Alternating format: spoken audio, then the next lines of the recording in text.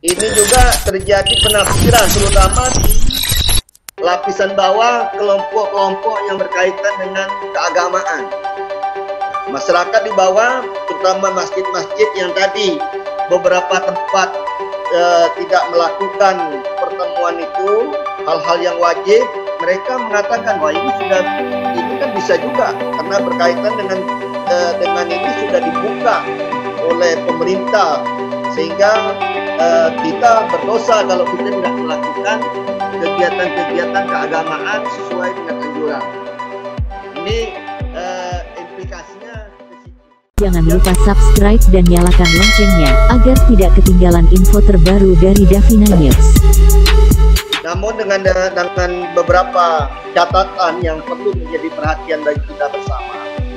Yang pertama, Kementerian Perhubungan memang ini terus terang saya saya minta dari Kementerian Perhubungan ini memberikan suatu penjelasan yang rinci di media terutama, karena tadi pagi saja saya baca di situ termuat bahwa Kementerian Perhubungan akan mengizinkan para pemudik pulang ke kampung halaman. Nah, ini tentu membuat suatu hal yang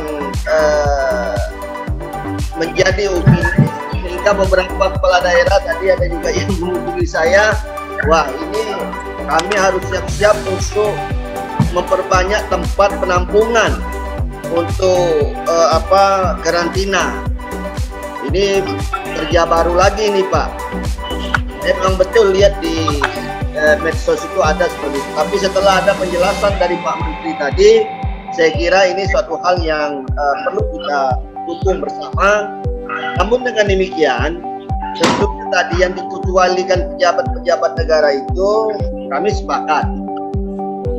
Cuma harus jelas Pak, di pemerintahan daerah sekarang ini para gubernur itu sudah mempersiapkan karantina di bandara. Jadi sesuai dengan SOP-nya itu, setiap yang datang akan diisolasi selama 14 hari tanpa terkecuali. Nah ini harus jelas kalau memang itu juga, sehingga juga regulasi di bawah itu kita masyarakat supaya nanti tahu teman-teman tugas itu oleh kepala daerah di daerah tertentu diisolasi. Nah, saya kira ini harus jelas. Yang kedua juga harus jelas berkaitan dengan masalah aturan bisnis. Nah, di situ kan Pak Menteri pernah membuat statement khusus untuk pebisnis, diberikan juga keleluasaan untuk melakukan perjalanan. Artinya bukan pulang kampung maupun mudik. Perjalanan berkaitan perjalanan bisnis. Ini harus jelas kriterianya. Kalau tidak juga bisa disalahgunakan.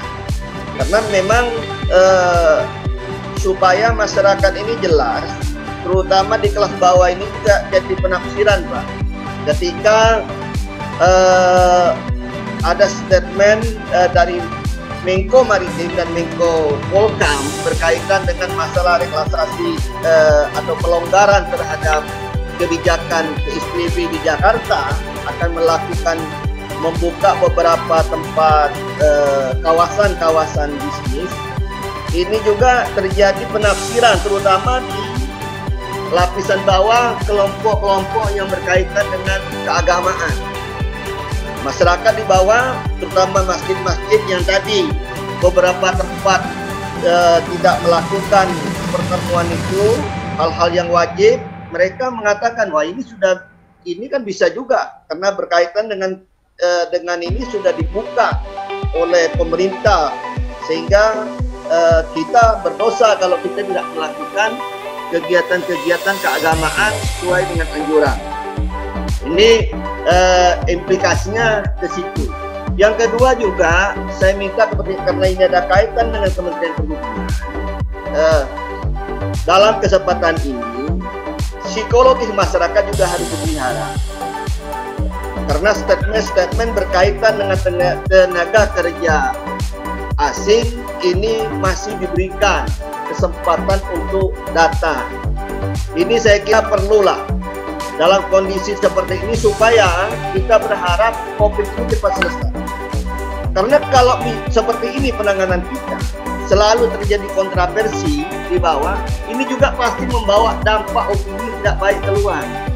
Orang juga akan ngeri juga datang ke Indonesia karena dianggap Indonesia tidak aman. Siapa yang berani? Saya kira tidak ada yang berani juga akan datang ke di daerah itu terjadi suatu hal-hal yang tidak aman. Artinya virus corona ini tetap masih terjadi penyebaran. Karena saya lihat kemarin itu ada peningkatan positif terhadap tren tren peningkatan positif, walaupun dari sisi yang meninggal maupun sembuh cukup mengembirakan. Bahkan di daerah saya pagi tadi saya berbicara dengan Pak Gubernur, ternyata hari ini peningkatan luar biasa, ada 500 yang positif di seluruh daerah. Nah, ini tadi mungkin benar juga apa yang disampaikan oleh Menteri. Nah, saya kira ini penting. Kemudian yang terakhir, tadi juga sudah disinggung oleh Pak Menteri Perhubungan, ya tentu saya minta kepada Pelindo II ini harus protap kesehatan naik pesawat itu harus bisa terjaga. Karena pernah terjadi di Kalbar ini, kebetulan di dapil saya ada masyarakat yang datang dari Jakarta, dia sudah dinyatakan positif, sehingga dia naik pesawat, beberapa orang di situ juga ikut terjangkit. Setelah dites juga positif. Nah, ini memang saya kira perlu menjadi perhatian bagi kita bersama, karena memang waktu saya sebulan yang lalu naik pesawat itu ke Kalbar, saya lihat memang agak lemah, agak sedikit tidak terlalu ketat ya pemeriksaannya di dalam. Nah, ini tolong menjadi perhatian kita bersama berkaitan dengan ini. Tentu kita berharap bahwa COVID ini cepat selesai, bagaimana penanganan ini betul-betul dapat dilaksanakan dengan baik, sehingga tidak ada terjadi kontroversi antara kementerian satu dengan yang lainnya. Ini mungkin tambahan dari saya, Pak Ketua. Terima kasih. Saya akhiri. Wallahu muwaffiq ila aqwamit thariq. Assalamualaikum warahmatullahi wabarakatuh. Selamat siang dan salam sejahtera. Ketua.